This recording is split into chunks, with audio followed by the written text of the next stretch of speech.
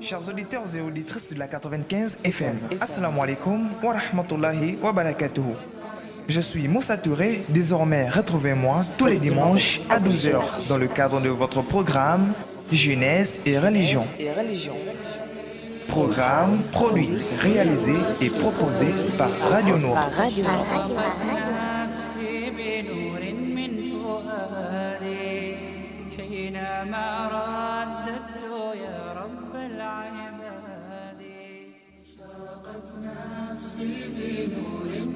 Chers auditeurs et auditrices de la 95 FM, Assalamu alaikum wa rahmatullahi wa barakatuhu. Je suis Moussa Touré, désormais retrouvez-moi tous les dimanches à 12 heures dans le cadre de votre programme Jeunesse et Religion. Programme produit, réalisé et proposé par Radio Nour.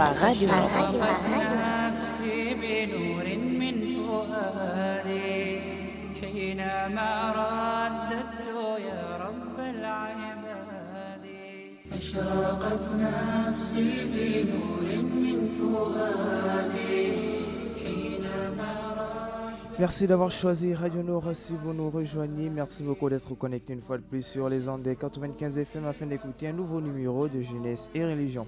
Au sommaire ce midi, il y a l'actualité internationale, la rubrique citation du jour, conseil à la jeunesse est présenté bien sûr par l'imam Ibrahim Bonnet. La question du jour concernant le rappel du jour, un lot mis en jeu pour l'heureux gagnant. Un tirage au sort sera possible au cas où il y aura plusieurs gagnants. Vous aurez l'occasion d'appeler après le top pour répondre à la question du jour. Aussi, passer des salams à la communauté musulmane pour tenter de remporter des livres islamiques. Voilà pour le sommaire ce dimanche dans le cadre de cette émission.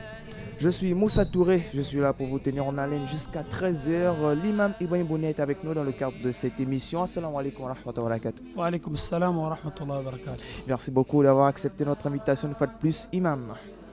Auditeurs et auditrices de la Monde FM, comme toujours, à titre de rappel et de porter votre ceinture de sécurité. Si vous nous recevez à bord d'un véhicule, vous êtes des clients à bord des taxis, s'il vous plaît, portez votre ceinture de sécurité et avisez en cas de manque de moyens. La maison d'honneur s'assure derrière la belle vitrée par Axel Combat. Salam très spécial à vous. Salam très spécial également à cette dame. De l'autre côté de la belle vitrée qui n'est autre que Maël Manomba, bien connecté sur les ondes des 95 FM. Nous sommes bien en direct depuis la station de Batavia de ce dimanche 18 novembre 2018. Il est 12h22 à Libreville. Le numéro de participation sera de 2, comme toujours, à savoir le 8817, le 8817 ou encore le 04 54 44 62, le 04 54 44 62. Juste après la transition, revenons avec l'actualité internationale d'Isna. أشرقت نفسي بنور من فؤادي حينما رددت يا رب العباد وانتشت روحي وصار الدمع يجري يا إلهي خذ بقلبي بالرشاد أشرقت نفسي بنور من فؤادي Je suis Moussa Touré, désormais retrouvez-moi tous les dimanches à 12h dans le cadre de votre programme Jeunesse et Religion. وانتشت روحي وصار الدمع يجري يا إلهي خذ بقلبي للرشاد أشرقت نفسي بنور من فؤادي حينما رددت يا رب Chers auditeurs et auditrices de la 95 FM, Assalamu alaikum wa rahmatullahi wa barakatuh. Je suis Moussa Touré, désormais retrouvez-moi tous les dimanches à 12h dans le cadre de votre programme Jeunesse et Religion. Programme produit, réalisé et proposé par Radio Nour.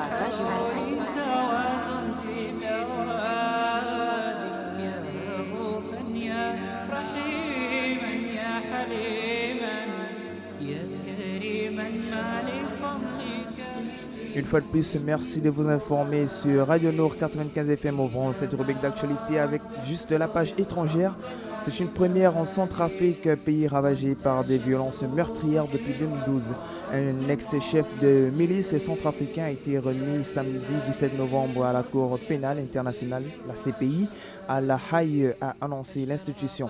L'avion transportant Alfred Yakatom, député centrafricain et ex-chef milice anti-Balaka, autoproclamé d'autodéfense, a quitté Bangui en début d'après-midi, a indiqué une source gouvernementale. L'agence France Presse, c'est le premier transfèrement de la CPI vers la CPI depuis l'ouverture de l'enquête sur la Centrafrique en septembre 2014 sur les crimes de guerre et les crimes contre l'humanité qui y auraient été commis à partir de 2012. France-Allemagne, à l'occasion du centenaire à la fin de la Grande Guerre, 500 jeunes du monde entier sont rassemblés à Berlin. Ils réfléchissent ensemble à ce qui signifie la paix aujourd'hui et vont faire des propositions au président français et allemand. Voilà, c'est tout pour votre rubrique d'actualité. Juste après cette petite transition, la citation du jour, bi'iznillah.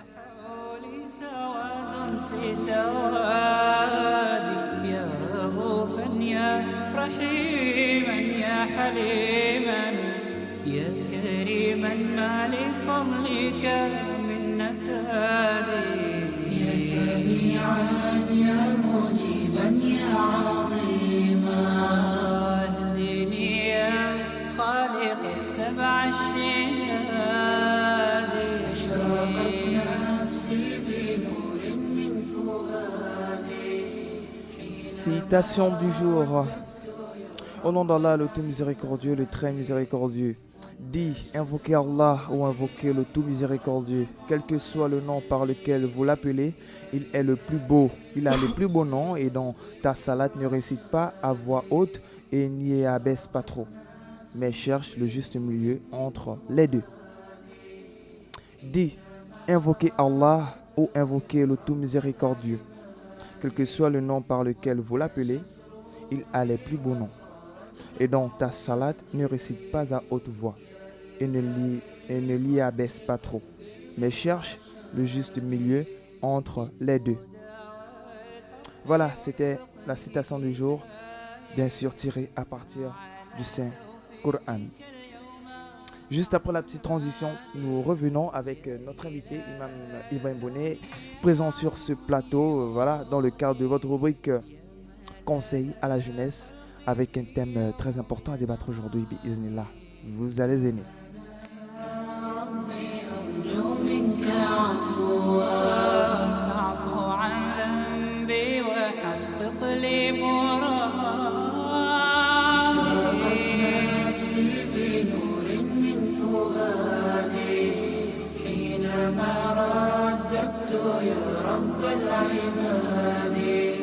وانتشت روحي وصار الدمع يجري يا إلهي خذ بقلبي بالرشاد أشرقت نفسي Chers auditeurs et auditrices de la 95 FM, Assalamu alaikum wa rahmatullahi wa barakatuh. Je suis Moussa Touré, désormais retrouvez-moi tous les dimanches à 12h dans le cadre de votre programme Jeunesse et religion. Programme produit, réalisé et proposé par Radio Nour.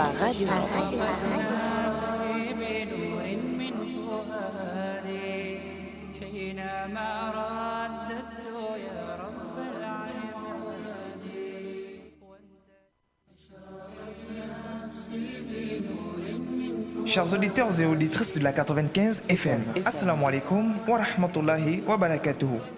Je suis Moussa Touré, désormais retrouvez-moi tous les dimanches à 12h dans le cadre de votre programme Jeunesse et religion. Programme produit, réalisé. De retour parmi vos auditeurs et auditrices de la bonne FM Radio Nord, la passion du savoir. Vous êtes à l'écoute de Jeunesse et religion, votre programme de la jeunesse diffusé tous les dimanches à partir de 12h. Alors, Imam Ibrahim Bonnet, une fois de plus, assalamu alaikum wa rahmatullahi wa barakatuh. Wa alaikum salam wa rahmatullahi wa barakatuh. Alors, comment allez-vous? Ça fait vraiment longtemps, plusieurs jours sans vous dans le cadre de cette émission. Alhamdulillah, nous remercions bien, alhamdulillah. Alhamdulillah, par la grâce à Allah Azza wa Jalla. Alors, Imam Ibrahim Bonnet, comme était convenu il y a un peu longtemps, de parler concernant le thème de l'adoration entre la foi et la pratique. Alors, c'est quoi l'adoration, c'est quoi la foi et comment les pratiquer ensemble? Alhamdulillah Rabbil Alamin. Wa salatu wa salamu ala ashrafil anbiya'i wal mursalin. Nous remercions Allah subhanahu wa ta'ala et nous prions sur le messager Muhammad sallallahu alayhi wa sallam. Le cadre de notre émission qui s'étend un peu sur tout ce qui concerne l'homme dans sa vie quotidienne, dans ses relations. Aujourd'hui, nous avons ce thème-là pour pouvoir faire comprendre aux musulmans et comment adorer Allah subhanahu wa ta'ala et comment aussi vivre dans la vie et comment pratiquer toutes les questions de la foi et dans sa vie quotidienne et jusqu'à ce que Allah lui aurait fait appel. Nous avons abordé par le passé les 5 grandes nécessités dans la vie, parmi lesquelles il y a la religion, à d'abord trouver et exercer et en même temps sauvegarder. À trouver, à sauvegarder et à pratiquer et comme il se doit selon les références que le Seigneur et le propriétaire il a mis en place et pour cette activité qui nous sommes tous demandés. Nous vivons ici sur cette terre pour une mission et nous allons nous retourner. Avant ce retour, il n'est pas interdit de se faire quelqu'un dans la vie, de se présenter, de manifester sa jouissance, sa relation avec son Seigneur, notamment avec son entourage.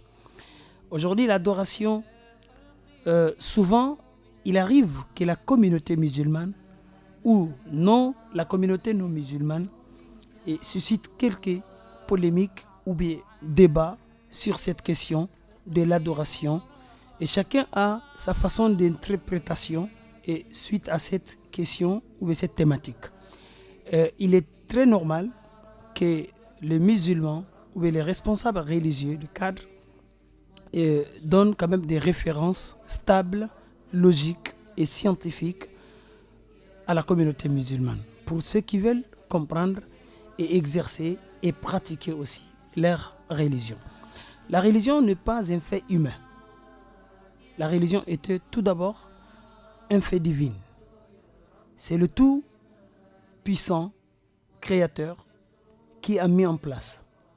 Suite à ce qu'il a donné à l'homme, il lui est créé, il lui est donné, il lui a fait beaucoup de choses.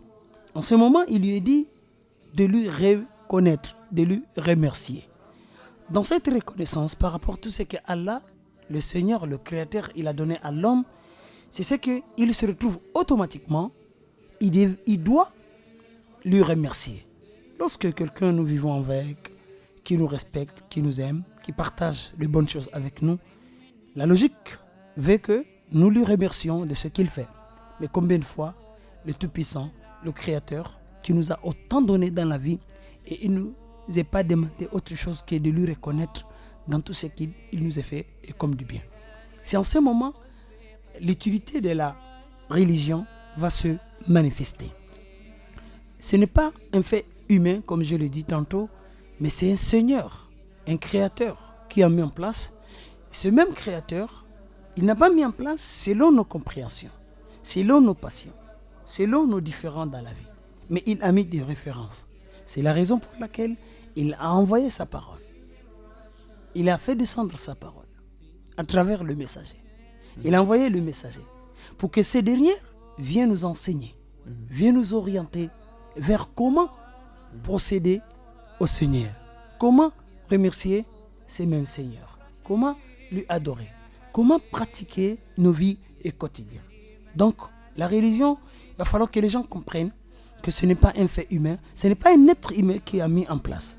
Ce n'est ni un être humain qui va le protéger et qui va garantir la dureté ou bien la faiblesse, etc. Là, toujours, toutes ces choses-là, ce sont le Créateur, Allah lui-même, subhanahu wa ta'ala, qui se porte garant de protéger sa religion. Mais il a recommandé aux exerçants et ceux qui pratiquent, aux pratiquants, de quand même suivre ces références. Lorsque vous avez un spécialiste d'un domaine, d'une activité, d'une professionnalité, en ce moment, tout ce que ce professionnel donne comme information est censé être pris en compte et respecté. À la limite, de ce qu'il donne comme orientation. Mais combien de fois le Seigneur, qui est Allah, qui a créé, qui a donné, qui a recommandé l'adoration, nous ne devons pas nous référer à ce qu'il a enseigné et à ses serviteurs. Un passage du Coran nous dit tout simplement Ala ya'lamu man khalaqa wa huwa al-latiful khabir. Ne sait pas celui qui a créé et il est sage et il est humble. Il sait pourquoi il a donné, il sait pourquoi il a recommandé, il sait pourquoi il nous est orienté vers les différents chemins. Donc, cette thématique est passée un peu partiellement dans nos émissions précédentes. La religion étant l'une des 5 grandes nécessités dans la vie, nous devons le retrouver d'abord. Nous devons croire. Et cette croyance, nous devons la pratiquer. Alors, et dans notre vie. C'est pour cela, celui qui comprendra la religion, qu'il nous sommes demandé d'adorer Allah subhanahu wa ta'ala, et nous devons lui remercier. Dans le cadre de ce remerciement, cette reconnaissance, l'adoration va se présenter comme une référence. Sinon, tout le monde peut être croyant, tout le monde peut croire quelque chose, mais la croyance est une chose qui est au fond. voilà, effectivement. Comment lier la foi à la pratique? Très bien. Et la croyance est une chose qu'on ne le voit pas. On le sent en nous, mais personne ne le voit. C'est une chose intuitionnelle. Bima'na, il est dedans. Mais quelque chose qui est dedans, que nous ne pourrons jamais le voir, il n'est pas palpable. Nous ne pourrons jamais le toucher. Qu'est-ce que nous avons besoin? Et pour confirmer cela, c'est en ce moment la pratique vient nous consolider, nous justifier ce qui est au fond du cœur.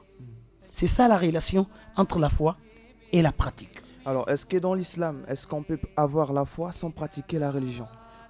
Oui, mais en ce moment, à titre d'exemple. à titre d'exemple, quelqu'un peut croire, les mécréants par exemple, ils savent très bien que Seigneur Dieu, il est le créateur. Comme ce que le Coran a dit. Wala in sa'altahum man khalaqa as-samawati wal ard la yaqulunna Allah. Alors, de quoi l'islam qualifie ce type de personnes qui ont la foi mais qui ne pratiquent pas la religion? En ce moment, c'est ce type de personnes et leur foi est incomplet. Oui. Ils n'ont pas pu justifier leur foi. Parce que avec ceux qu'ils vivent ensemble, ils cohabitent ensemble, ne sait pas si ceux-là, c'est des croyants ou pas. Parce que nous avons dit que la croyance, c'est quelque chose qu'on ne le voit pas. Mais si vous croyez au fond de vous à l'existence de Dieu, mais vous n'éprouvez pas ça, avec les actions, avec les mouvements, avec les actes, avec l'adoration, et votre croyance est incomplète. À titre d'exemple, pour ceux qui disent que bon, moi je pratique ma religion cachée, je montre aux gens que j'adore Dieu, etc. Je me cache dans ma chambre ou dans ma maison pour adorer mon Seigneur. Alors, à ce moment-là, comment nous allons juger cette personnalité? Est-ce qu'il y aura des intérêts ou il y aura, c'est-à-dire pas d'intérêt dans l'islam? Par exemple, si cette personne parvenait à mourir, comment allons-nous le qualifier s'il était parmi les gens de... C'est-à-dire ceux qui adoraient Allah Azza wa Jalla là ou pas? Et celui-ci, il n'aura aucun intérêt communautaire. Parce que l'islam a une spécificité qui est, c'est une affaire sociale, communautaire. Ce n'est pas une affaire individuelle. C'est la raison pour laquelle lorsque nous retournons dans la mer du Coran, dans Surat al-Fatiha, on trouve l'expression qui définit comment un musulman il doit vivre dans la société. L'expression vient nous dire Iyyaka na'budu wa iyyaka nasta'in. L'expression plurielle. Seigneur, c'est toi seul que nous adorons. Seigneur, en cas de demande d'aide, c'est toi seul que nous demandons l'aide et l'assistance. Donc celui qui est caché, Oui. chez lui, il ne sort pas, on ne sait pas ce qu'il fait à l'intérieur, il ne doit pas bénéficier de cette sociale. Parce qu'il n'est pas sociable, il n'adore pas avec nous. Aucun intérêt communautaire. Voilà. Communautaire. Par Voilà. exemple. Mais concernant chez Allah Azza wa Jalla, comment cette personne sera-t-il, c'est-à-dire considérée? Si, dans ce qu'il a fait en cachette, l'association n'y est plus dedans, et son affaire, son statut serait dans la main de Allah subhanahu wa ta'ala. Ne pensez-vous pas que lorsqu'une personne pratique la religion, doit aussi l'enseigner obligatoirement, par exemple. Et lui, il a fait tomber toutes ces choses-là. Une personne qui est dans les cachotteries, il n'est jamais avec la communauté, il n'adore pas. On ne le voit jamais prier, par exemple. Oui. Et pourtant, pour lui, peut-être dedans, pour lui, il est croyant. S'il meurt, par exemple, les musulmans ne vont pas prier sur lui. Parce qu'il se fait perdre de cet avantage communautaire qu'il devrait aller faire avec la communauté ensemble. D'accord. C'est pour cela, la foi simplement ne suffit pas. Il va falloir qu'il soit justifié avec des actes concrets. Même ces actes-là, ceux qui ont été tranchés par Allah et son messager. Pour ne pas laisser chacun d'aller amener, emporter dans la religion ce qu'il veut. Donc ces détails-là, vraiment, si le musulman, il comprenne cela, il devient social, il devient cohabitable, il devient un bon élément et communautaire. C'est pour cela, cette partie de Surat al-Fatiha, il a tout donné au clair. Iyaka na'budu wa iyaka nasta'in. Pour dire la croyance qui est une intuition en interne, nous avons besoin de justifier cette croyance. Comment? À travers les actions que nous menons. Oui. À travers l'adoration qui n'est que tout ce que Allah il agrée et parmi les paroles et les actes apparentes ou bien invisibles. Apparentes telles que la prière, le jeûne, l'aumône, le sacrifice, le pèlerinage. Ce sont des choses palpables que quelqu'un il voit. Et s'il vous voit le faire, il va justifier que vous êtes un bon musulman, un croyant, un pratiquant. Mais si, et ceux qui sont en interne, on ne le voit pas, on ne peut pas justifier.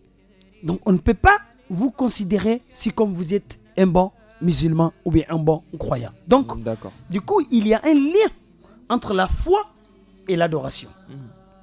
Ce qui est entre la foi et l'adoration, c'est ce qu'on appelle la pratique. Oui. Cette pratique, il doit être comment? C'est sûr, selon ma pensée à moi, je suis rancunier, je suis égoïste souvent, je suis. L'être humain est naturellement rancunier, il est passionné et autres. Donc, à cause de ça, Allah, il n'a pas laissé la religion à un être humain de le définir. Lui-même, il s'est en chargé et pour mettre les pions de cette adoration. C'est dans ce cadre qu'il a envoyé ses messagers, il a mis des connaisseurs, il a fait descendre son livre. Pour ne pas laisser le musulman, il va amener les choses qu'il le voit par rapport à son intérêt, par rapport à sa réalité. Oui. Donc l'adoration en ce moment, il a besoin d'une réalité, une conformité et une sincérité. Oui. On voit souvent, il y a des questions qui se déclenchent entre la communauté musulmane, ça amène des débats. Ça suscite des débats. Ça amène des polémiques. Mais le Coran, il nous est orienté dans ce genre de choses. Comme la Sunna d'ailleurs. En cas de divergence d'idées, par rapport à nos différentes interprétations, nos différentes appartenances, etc., oui. Il y a la référence. Oui. Si tous respectent ces références, et le débat serait simple, ou bien même inexistant. Qu'est-ce que cette référence?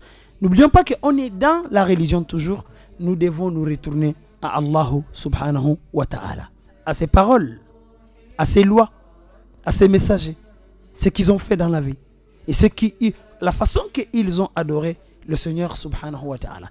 C'est pour mettre fin à nos différentes divergences. Il y a bien sûr, la divergence n'est pas tout négatif dans la religion musulmane. Souvent la divergence, beaucoup de choses peuvent le causer.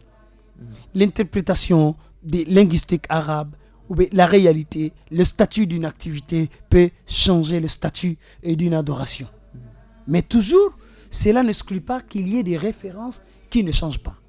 Et pour avoir des bonnes pratiques dans la religion musulmane, oui. Ça c'est logique, sauf si celui qui va s'entêter, il va le refuser. J'ai dit au début de la causerie que ce n'est pas un fait humain. Les êtres humains ne font que l'exercice par rapport à ce que le Seigneur il a mis en place. Les êtres humains, les musulmans plutôt, ils ne font que ce que le messager ou bien le Seigneur il leur a dit de faire.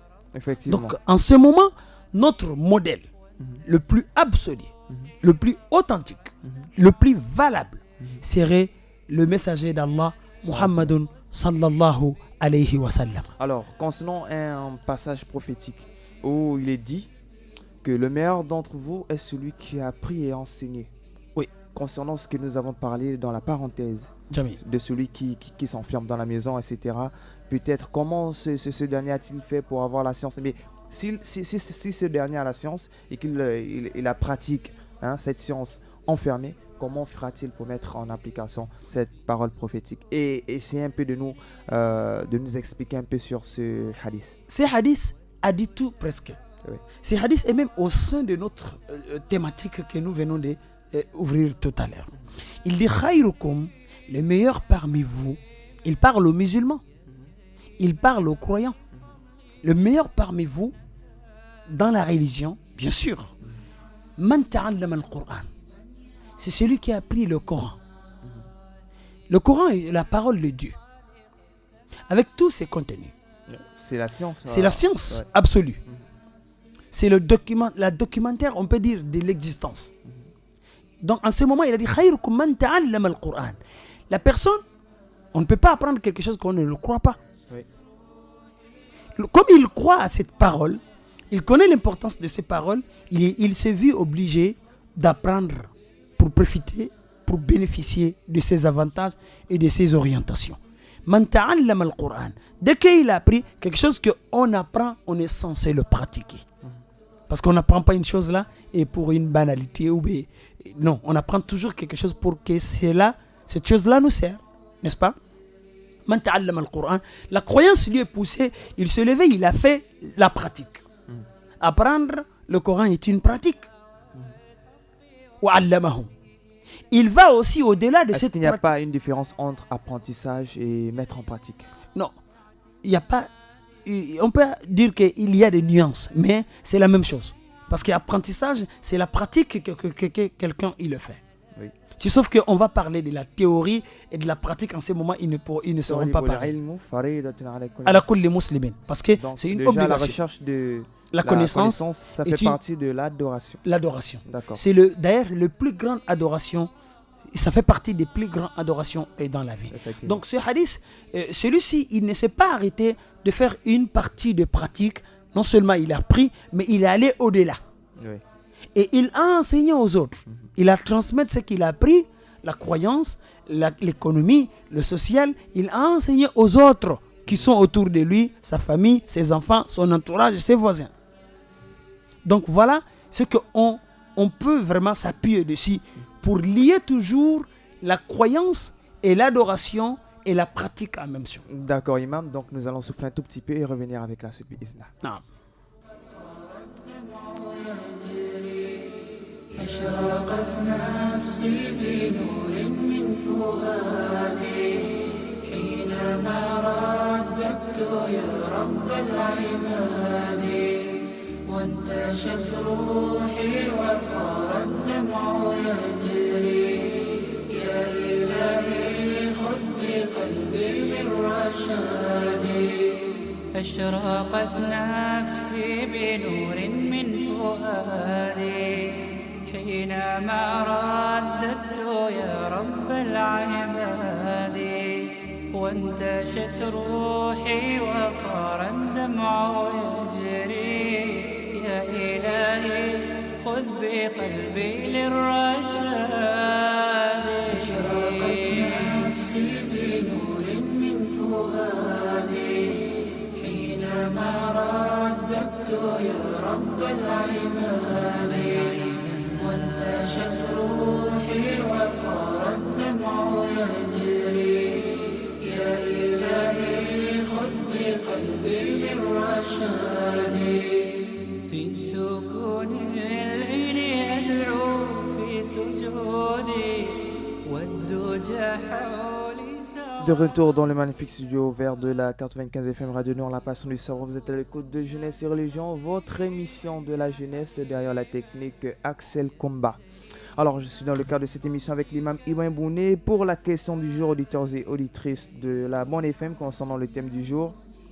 Qui est celui qui ne bénéficie pas de l'intérêt communautaire? Voilà, pour la question du jour, pour tenter de remporter voilà, des livres islamiques tels que le Coran, la Citadelle des musulmans, un livre de Al-Usul Salasa, c'est-à-dire les trois fondements de l'imam Muhammad ibn Abdul Wahhab, ou encore la préservation du Tawhid, tout au 8817. Au 8817, n'hésitez pas, si vous avez des appels concernant les salams à passer à la communauté musulmane, n'hésitez pas au 8817. Le top des appels est ouvert. Alors, Imam Ibrahim Bounet, vous avez quelque chose à rajouter concernant la discussion? Oui, pour que le musulman soit un bon musulman pratiquant, je dis bien un bon, parce qu'il y a beaucoup de pratiquants, mais ils ne sont pas bons. Parce qu'ils n'ont pas respecté les références enseignées par le propriétaire de la religion, qui est Allah, et le messager de l'islam, qui est Muhammad sallallahu alayhi wa sallam. Donc, pour trouver un bon musulman pratiquant, c'est celui qui se limite à ce que Allah il a enseigné, son messager sallallahu alayhi wa sallam a transmis, et c'est-à-dire il est en parfaite conformité dans toutes ses activités religieuses avec ce que le messager et il en a fait. C'est pour cela, la clé de la religion musulmane, l'accès pour devenir musulman, il va falloir qu'on prononce La ilaha illallah Muhammadur Rasulullah. Ce deuxième partie de La ilaha illallah Muhammadur Rasulullah, ce mot bien sûr, c'est la clé de l'islam. On ne peut pas être musulman sans pourtant le prononcer. Maintenant, lorsque un musulman le prononce et il a besoin des effets, notamment des conditions.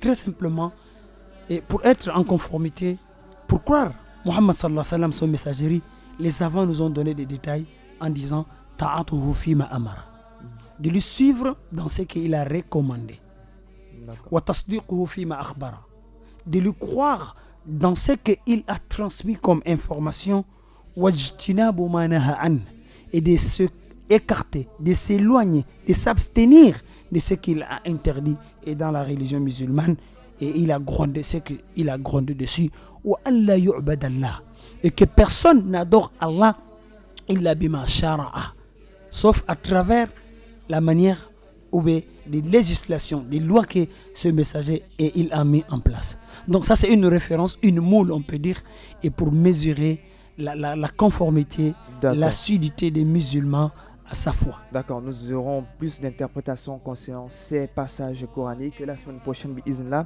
Ainsi pour enfin ce programme, merci beaucoup à vous auditeurs et auditrices de la Bonne FM, merci beaucoup Imam Ibrahim Bounet, merci beaucoup auditeurs et auditrices de la Bonne FM, merci beaucoup Monsieur Axel Comba sur ce auditeurs et auditrices de la Bonne FM. La réponse à la question, celui qui ne bénéficie pas de l'intérêt communautaire est tout simplement celui qui s'isole pour l'adoration à Allah. Sur ce, assalamu alaikum wa rahmatullahi wa barakatuh. Chers auditeurs et auditrices de la 95 FM, assalamu alaikum wa rahmatullahi wa barakatuh. Je suis Moussa Touré, désormais retrouvez-moi tous les dimanches à 12h dans le cadre de votre programme Jeunesse et Religion. Programme produit, réalisé et proposé par Radio Nour.